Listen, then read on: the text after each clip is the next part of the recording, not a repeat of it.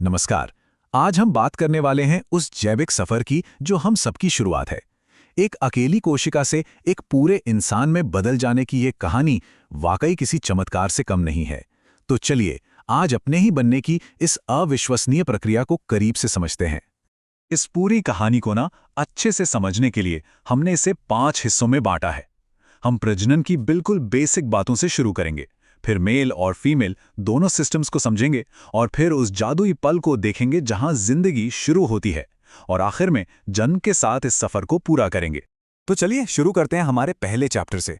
इससे पहले कि हम मेल और फीमेल सिस्टम की गहराइयों में जाएं, ये जानना बहुत जरूरी है कि इंसानों में प्रजनन का पूरा प्रोसेस आखिर किन-किन बड़े इवेंट्स में एक के बाद एक होता है। इंसान जो हैं वो विविपेरिस या जरायुज होते हैं। अब इसका मतलब क्या है? सीधा सा मतलब यह है कि हम उन प्रजातियों की तरह नहीं हैं जो अंडे देती हैं। हमारे यहाँ बच्चे का पूरा डेवलपमेंट माँ के शरीर के अंदर होता है, जहाँ उसे पूरी सुरक्षा और सारा पोषण मिलता है। ये पूरा प्रोसेस है ये बिल्कुल एक सेट कोरियोग्राफी की तरह चलता है। सबसे पहले मेल और फीमेल गैमेट्स बनते हैं, फिर वो आपस में मिलते हैं। इसके बाद जो नया जीवन शुरू होता है वो गर्भाशय यानी यूट्रस में जाके सेटल होता है, फिर वहां उसका विकास होता है और आखिर में जन्म होता है।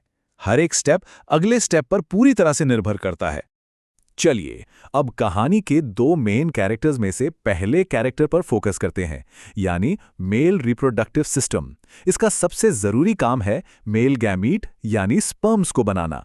इस सिस्टम को समझने के लिए इसे 4 हिस्सों में बांट लेते हैं। सबसे पहले आते हैं प्राइमरी ऑर्गन्स, जहां स्पर्म्स बनते हैं। दूसरा है एक्सेसरी डक्ट्स, मतलब वो नलियां जो इन स्पर्म्स को बाहर तक ले जाने का रास्ता बनाती हैं।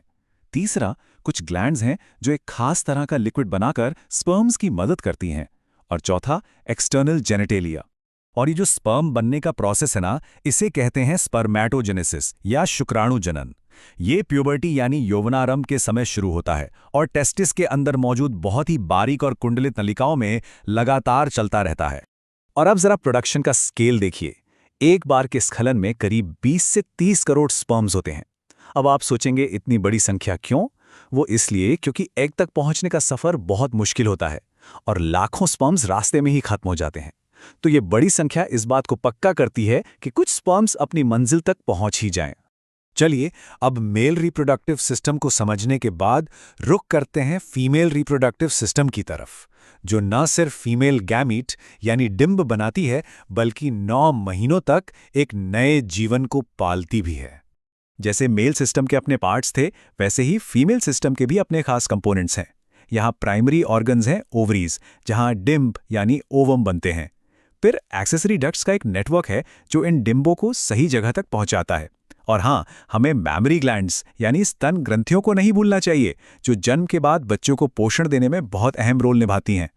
यहाँ पर एक बहुत ही बड़ा और दिलचस्प अंतर है। पुरुषों में स्पर्म का बनना प्यूबर्टी से शुरू होता है और लगभग पूरी जिंदगी चलता रहता है, लेकिन महिलाओं में डिंब बनाने वाली सेल्स उनके जन्म से पहले ही बन जाती हैं और उनकी संख्या लिमिटेड होती है। मतलब एक फिक्स्ड स्टॉक होता है जो धीरे धीरे कम होता है और मेनोपॉज के साथ खत्म हो जाता है। अब हम पहुंचते हैं कहानी के सबसे अहम मोड़ पर, वो पल जहां दोनों सिस्टम्स का योगदान एक साथ आता है। ये है फर्टिलाइजेशन और इम्प्लांटेशन का फेज, जहां एक नई जिंदगी की नींव रखी जाती है। स्पर्म्स के लिए ये सफर किसी मैराथन से कम नहीं है।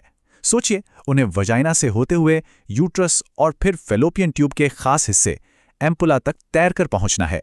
ये एक लंबा और मुश्किल रास्ता है और फर्टिलाइजेशन सिर्फ तभी हो सकता है जब डिंब भी सही समय पर वहां मौजूद हो। अच्छा, एक सवाल जो अक्सर पूछा जाता है और जिसको लेकर समाज में काफी गलत फहमियां भी हैं कि बच्चे का लिंग यानी वो लड़का होगा या लड़की, ये कौन तय करता है? क्या ये महिला पर निर्भर है या पुरुष पर? चलिए देखते हैं कि विज्ञान इसका क्या जवाब देता है। तो देखिए, साइंस इसका बिल्कुल साफ जवाब देता है। जो फीमेल गैमीट है यानी डिंब, उसमें हमेशा एक्स क्रोमोसोम होता है, हमेशा। लेकिन जो मेल गैमीट है यानी स्पर्म, वो 50-50% के हिसाब से 2 तरह का होता है। एक जिसमें एक्स क्रोमोसोम हो और दूसरा जिसमें वाई क्रोमोसोम हो। तो बच्चे का लिंग इस बात पर निर्भर करता है कि डिंब को एक्स वाला स्पर्म फर्टिलाइज करता है या वाई वाला। यानी ये पूरी तरह से मेल गैमीट पर निर्भर करता है। फर्टिलाइजेशन के बाद जो जाइगोट बनता है वो डिवाइड होना शुरू कर देता है और एक स्ट्रक्चर बनाता है जिसे ब्लास्टोसिस्ट कहते हैं। जब ये ब्लास्टोसिस्ट गर्भाशय की दीवार यानी एंडोमेट्रियम से चिपक जाता है तो इस प्रोसेस को कहते हैं इम्प्लांटेशन, और टेक्निकली यहीं से प्रेगनेंसी की शुरुआत होती है। ये जो आप देख रहे हैं, ये वही पल है। ये छोटा सा भ्रूण अब गर्भाशय की दीवार में सुरक्षित रूप से जुड़ गया है, जहां से इसे अगले 9 महीनों तक सारा पोषण और सुरक्षा मिलने वाली है। इम्प्लांटेशन के बाद अब शुरू होता है डेवलपमेंट का एक ऐसा सफर जो किसी चमत्कार से कम नहीं है। अगले 9 महीनों में वो कुछ सेल्स का समूह एक पूरे विकसित बच्चे में बदल जाता है। इस 9 महीने के सफर में कई कमाल के पड़ाव आते हैं। जरा सोचिए, 5वें महीने तक भ्रूण अपनी पहली हरकत करता है और उसके सिर पर बाल भी आ जाते हैं। 24 हफ्तों के आखिर तक उसके शरीर के कई अंग बन चुके होते हैं और 9 महीने पूरे होते होते एक पूरी तरह से विकसित शिशु जन्म के लिए तैयार हो जाता है। और इस 9 महीने की शानदार यात्रा का जो क्लाइमेक्स है वो है पार्चुरेशन, यानी बच्चे का जन्म। ये एक बहुत ही कॉम्प्लेक्स प्रोसेस है जो तब शुरू होता है जब पूरी तरह से विकसित हो चुका भ्रूण और प्लेसेंटा कुछ सिग्नल्स भेजते हैं। इन्हीं सिग्नल्स से गर्भाशय में संकुचन शुरू होता है और शिशु का जन्म होता है।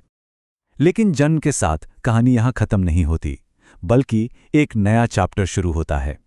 लैक्टेशन यानी स्तनपान के जरिए माँ अपने नवजात शिशु को जरूरी पोषण और बीमारियों से लड़ने की ताकत देती है, जिससे जीवन का ये खूबसूरत चक्र आगे बढ़ता रहता है। तो सोचिए, एक अकेली कोशिका से लेकर एक पूरे इंसान बनने तक का ये सफर, क्या ये हमारे बनने की जैविक कहानी सच में अद्भुत और अविश्वसनीय नहीं है?